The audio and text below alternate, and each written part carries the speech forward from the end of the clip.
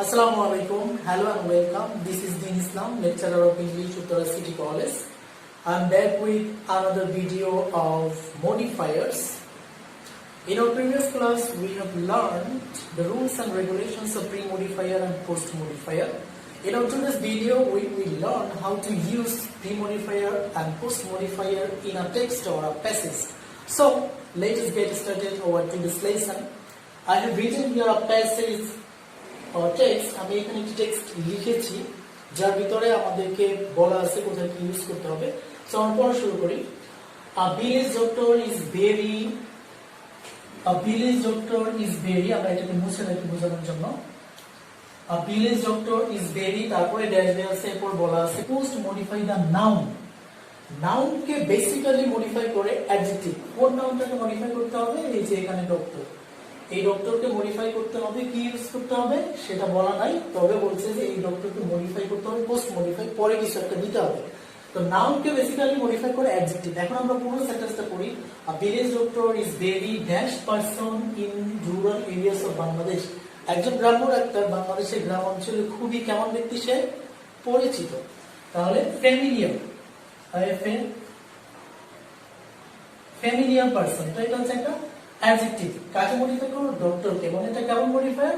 Post modifier. এরপরে he is, এরপরে dash dash আছে পোস্ট মডিফাই দা ভার্ব। এই ইজটাকে মানে তার অবস্থানটাকে দেখাতে হবে। হি ইজ ভার্বকে মডিফাই করে সব সময় বেশিরভাগ ক্ষেত্রে adverb. He is dash known as a quack, সে হাতুড়ে ডাক্তার হিসেবে পরিচিত। কি? হি ইজ বেশিরভাগ ক্ষেত্রে বা সচরাচর তাকে হাতুড়ে ডাক্তার হিসেবে চেনা হয়। সচরাচর ইংরেজি হচ্ছে ইউজুয়ালি। হি ইজ ইউজুয়ালি, এটা হচ্ছে একটা অ্যাডভার্ব, এবং অ্যাডভার্ব কেন? ভার্বকে মডিফাই করে adverb. Usually known as a quack, say basically একজন পরিচিত কি? একজন কোয়াক, হাতুড়ে ডাক্তার হিসেবে। হাতুড়ে ডাক্তার কি? যারা হাতুড়ি পেটা করে তারা? নো, হাতুড়ে ডাক্তার মানে হচ্ছে যারা রোগ হাতড়ে মরে, মানে রোগ নির্ণয় করতে যাদের অনেক কষ্ট হয় তারাই হচ্ছে হাতুড়ে ডাক্তার। ওকে, হি ইউজুয়ালি, সে সচরাচর সিটস বসে ইন আ স্মল ডিসপেন্সারি, ছোট্ট একটা তার ডিসপেন্সারি রয়েছে, সেখানে সে বসে। পোস্ট মডিফাই দা ভার্ব, এই যে সিটস, এই এটাকে মডিফাই করতে হবে। তো আমরা উপরটাই শিখলাম, sorry, a village doctor is not a village doctor is not pre modify the noun. এই ডক্টরকে মডিফাই করতে হবে প্রি মডিফাই দা নাউন। তো উপরে আমরা শিখলাম নাউনকে মডিফাই করে অ্যাডজেক্টিভ। তো একজন ভিলেজ ডক্টর কেমন ডক্টর নয়? কোয়ালিফাইড ডক্টর নয়, কোয়ালিফাইড, এটা হচ্ছে একটা adjective. A village doctor is not A qualified doctor, এটা কাকে মডিফাই করলো? ডক্টরকে, এটা হচ্ছে নাউন এবং ওটা হচ্ছে অ্যাডজেক্টিভ। পরেরটা, he usually sits in a small dispensary, সে সাধারণত বসে একটা স্মল ডিসপেন্সারিতে। এই সিটকে মডিফাই করতে হবে, কারণ বলা হচ্ছে পোস্ট মডিফাই দা ভার্ব। ভার্বকে মডিফাই করে কে? অ্যাডভার্ব। তাহলে he sits in a small dispensary regularly, নিয়মিত, অ্যাডভার্ব ইউজ করব আমরা। তারপরে দেখো, হি ট্রিটস দ্য পেশেন্টস, সে রোগীদেরকে দেখে বা সেবা দেয়। এরপরে ইউজ করতে বলছি use participle phrase to post modify the verb. এই ট্রিটটাকে মডিফাই করতে হবে এবং ইউজ করতে হবে পার্টিসিপল ফ্রেজ। পার্টিসিপল দুই ধরনের, প্রেজেন্ট পার্টিসিপল, পাস্ট পার্টিসিপল। তো আমরা এখানে প্রেজেন্ট পার্টিসিপল ফ্রেজ ইউজ করব। তো একজন ভিলেজ ডক্টর, তার কিন্তু খুব বেশি পড়াশোনা নেই, সুতরাং সে কি রকম তার রোগীদেরকে ট্রিট দেয় সেটা হচ্ছে তার এক্সপেরিয়েন্সের উপর ভিত্তি করে, ডিপেন্ডিং অন হিজ এক্সপেরিয়েন্স। তো এটা কিভাবে প্রেজেন্ট পার্টিসিপল ফ্রেজ হলো? এটা হচ্ছে ডিপেন্ড, প্রেজেন্ট পার্টিসিপল, তারপর আরো আমরা ওয়ার্ড যোগ করে অর্থ মিলানোর জন্য বানালাম হচ্ছে একটা phrase, depending on his experience, তার অভিজ্ঞতার উপর ভিত্তি করে, অর্থাৎ আগে যে রোগীগুলো দেখেছে, রোগীদের ট্রিট দিয়েছে, সেই অনুসারে অনুমান ভিত্তিক সে তার রোগীদেরকে ট্রিট করে। তারপরে দেখে village doctor is not a dash doctor, is not a dash man. A village doctor is not a dash man. এখানে বলা আছে প্রি মডিফাই দা নাউন। এই যে ম্যানটা হচ্ছে নাউন, একে মডিফাই করতে হবে। তো কে মডিফাই করে নাউনকে? অ্যাডজেক্টিভ। তো একজন ভিলেজ ডক্টর কি খুব বেশি টাকা পয়সা না? অবশ্যই না। Is not a rich man, এটা একটা অ্যাডজেক্টিভ। তারপরে দেখো, his chamber is post modify the verb, অর্থাৎ ইজ কে মডিফাই করতে হবে। তো ভার্বকে কি যেন মডিফাই করে? অ্যাডভার্ব। ফার্নিস্ট, তার যে চেম্বারটা থাকে, শহরের ডাক্তার না, গ্রামের ডাক্তারের যে চেম্বারটা থাকে সেটা কি খুব বেশি ফার্নিশ করা থাকে, সুসজ্জিত থাকে? থাকে না। তাহলে এখানে রেয়ারলি বা পুরলি হবে, খুব কমই, রেয়ারলি দিলেও হবে, পুরলি দিলেও হবে। পুরলি ফার্নিশড, খুব কমই সাজানো গোছানো থাকে। তারপর he can not supply costly medicine, সে দামি ওষুধপত্র দিতে পারে না। টু, তারপরে ড্যাশ ইউজ পসেসিভ। তো পসেসিভ কি আমরা জানি, মাই, হিজ, আওয়ার। তো এখানে সাবজেক্ট কি? হি। তো হি এর পসেসিভ ফর্ম কি? হিজ। খুব ইজি। টু হিজ পেশেন্টস, তার রোগীদেরকে সে দামি ওষুধপত্র দিতে পারে না। ইন আওয়ার কান্ট্রি, আমাদের দেশে, the number of qualified doctors, qualified ডক্টরদের সংখ্যা ইজ, ইউজ ইন্টেন্সিফায়ার পরে লেখা আছে ফিউ। তো ইন্টেন্সিফায়ার কি ছিল জানো? ভেরি, রিয়েলি, তারপরে অ্যাবসলিউটলি, কমপ্লিটলি, এগুলো। তো আমি বলছিলাম যে ভেরি হচ্ছে বেশিরভাগ ক্ষেত্রে বসে, দেখো এখানে ভেরি দিলেও কতটা সুন্দর হয়। কি লেখা আছে? In our country the number of qualified doctors, qualified ডক্টরদের সংখ্যা ইজ ভেরি ফিউ, খুবই কম হয়ে গেল। তারপরে so a village doctor, so a village doctor, যেহেতু কোয়ালিফাইড ডাক্তারদের সংখ্যা কম, সুতরাং a village doctor is a great friend, অনেক বড় বন্ধু, টু দা ড্যাশ ভিলেজার্স, গ্রামবাসীদের কাছে। তো pre modify the noun is the villagers, এটার আগে বসাতে হবে। তো নাউনকে মডিফাই করে অ্যাডজেক্টিভ। তো গ্রামের লোকজন কেমন? ধনী না গরিব? গরিব। So poor villagers. Dear learners, তোমরা দেখতে পারলে যে কিভাবে আমাদেরকে মডিফায়ার ইউজ করতে হয়। কঠিন কিন্তু না। আমাদের খেয়াল করতে হবে ড্যাশের আগে কি পরে কি, সেই লেখাটা, পুরো সেন্টেন্সটা পড়তে হবে। আগে পরে লেখাটা পড়তে হবে। এরপরে ব্র্যাকেটের মধ্যে কোনটা লেখা আছে, প্রি মডিফায়ার, পোস্ট মডিফাই, কাকে মডিফাই করতে হবে, কি ইউজ করতে হবে, যেগুলো বলা থাকবে সেই ইনস্ট্রাকশন অনুযায়ী আমরা কিন্তু আমাদের মডিফায়ার গুলো ইউজ করব। ডিয়ার স্টুডেন্টস, এবারে আমরা আরেকটি টেক্সটের মডিফায়ার কমপ্লিট করব। দেখো, Kazi Nazrul Islam is called the Shelley of Bengali literature. Kazi Nazrul ইসলামকে বলা হয় বাংলা সাহিত্যের Shelley. Do you know who is Shelley? শেলিকে তোমরা কি সেটা বলতে পারবে? পিবি শেলি হচ্ছে one of the romantic poets in English literature.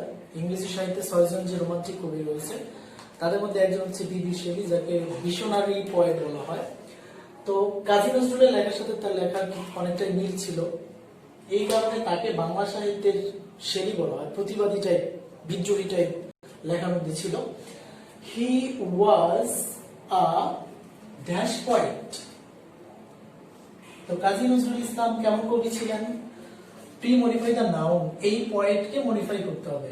Kazi Nazrul কেমন কবি ছিলেন? আমরা যে রুলস পড়েছিলাম তখন একটা এক্সাম্পল দেওয়া হয়েছিল যে তিনি বিদ্রোহী কবি, rebel poet. He is a rebel poet, নাউনকে মডিফাই করলো অ্যাডজেক্টিভ। হি রোট, তিনি লিখেছিলেন। পোস্ট মডিফাই দ্য ভার্ব, ভার্বকে পোস্ট মডিফাই করতে হবে। আর ভার্বকে মডিফাই করে সবসময় অ্যাডভার্ব। তিনি লিখেছিলেন almost in every branch of Bengali literature, Bangla সাহিত্যে প্রায় সকল শাখায় তিনি লিখেছিলেন। নাটক, গল্প, কবিতা, বিশেষ করে তার বিদ্রোহী কবিতা খুবই জনপ্রিয়, সকল শাখায় তিনি লিখেছিলেন। নজরুল, তারপরে কমা দেয়া আছে সি নাম্বার, এরপরে লেখা আছে ইউজ অ্যাপোজিটিভ। তো আমরা যে অ্যাপোজিটিভ পড়েছিলাম সেটা হচ্ছে one entity but two characteristics, একটাই কিছু বোঝানো আমাদের ব্যক্তি বস্তু বাট দুইটা বৈশিষ্ট্য। তো নজরুলের আরেকটা বৈশিষ্ট্য কি? ড্যাশ, পরে লেখা হচ্ছে on attention the everyone in his childhood, সবার মনোযোগ আকর্ষণ করেছিলেন ছোটবেলা থেকে। তো নজরুল কি? আরেকটা পরিচয় দিই, আওয়ার ন্যাশনাল পয়েট, আমাদের জাতীয় কবি, ন্যাশনাল পয়েট। অ্যাপোজিটিভ কি আমরা বুঝতে পারলাম যে একই ব্যক্তি বা দুইটা characteristics. On the attention of everyone in his childhood, ছোটবেলা থেকেই সবার মনোযোগ আকর্ষণ করেছিলেন। হিরো, তিনি লিখেছিলেন সিজলেসলি, একেবারে নিরলস ভাবে, until the death of dash poetic flavour, তার সেই কবি জীবন শেষ হওয়া পর্যন্ত, তার কবিত্ব শেষ না হওয়া পর্যন্ত তিনি লেখে চালিয়ে গিয়েছিলেন। তো সেইখানে পসেসিভ ইউজ করতে বলছে। তো সাবজেক্ট হিসেবে আমরা দেখতে পাচ্ছি হি, আর এটার পসেসিভ ফর্ম হচ্ছে হিজ, খুবই ইজি। তারপরে হি কম্পোজড হিজ সংস, তিনি তার গানগুলো রচনা করেছিলেন। ড্যাশ ইউজ ইনফিনিটিভ ফ্রেজ, এখানে ফুল স্টপ দেওয়া রয়েছে, ইনফিনিটিভ ফ্রেজ ইউজ করতে হবে। তিনি তার গানগুলো রচনা করেছিলেন কেন? টু ইন্সপায়ার পিপল, লোকজনকে উৎসাহ দেওয়ার জন্য।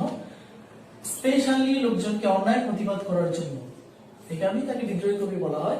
অন্যায় প্রতিবাদ করার জন্য লোকজনকে সে ইন্সপায়ার করতো। তো এটা হচ্ছে ইনফিনিটিভ ইন্সপায়ার, আর একটা ওয়ার্ড যোগ করলাম, হয়ে গেল ইনফিনিটিভ ফ্রেজ। তারপরে হিজ সংস আর, তার গানগুলো ড্যাশ মেলোডিয়াস, তার গানগুলো কেমন? ইউজ ইন্টেন্সিফায়ার বলছিলাম যে বেরি দিলে হয় কিনা, বেরি দিলে সুন্দর করে হয়ে যাচ্ছে। আর ভেরি মেলোডিয়াস, তার গানগুলো হচ্ছে অত্যন্ত সুরেলা। নজরুল সঙ্গীত শুনলে যেরকম নজরুলের সেই অনুভূতিটা আমাদের ভিতরে চলে আসে। হি এনরিচড, তিনি সমৃদ্ধ করেছিলেন বেঙ্গলি লিটারেচার, বাংলা সাহিত্যকে। পোস্ট মডিফাই দা ভার্ব, ভার্বকে মডিফাই করতে বলছে। তিনি বাংলা সাহিত্যকে সমৃদ্ধ করেছিলেন।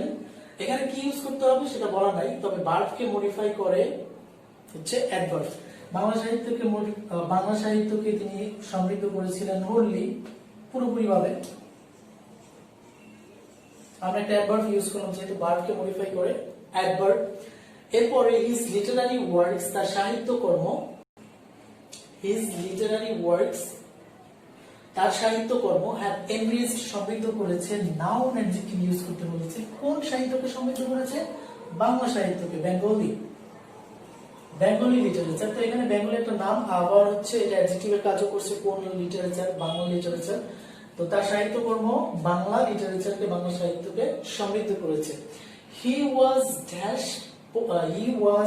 Dash secular point. Secular point মানে হচ্ছে ধর্মনিরপেক্ষ কবি। তিনি সব ধর্মের ধর্মনিরপেক্ষ কবি, মানে কোনো ধর্ম নিয়ে বেশি বাড়াবাড়ি করার ব্যাপারে তিনি খুব রেস্ট্রিক্ট ছিলেন। তিনি ধর্মনিরপেক্ষ কবি, সব ধর্মের কথাই বলেছেন। সো এখানে আমাদের ইউজ করতে হবে আর্টিকেল।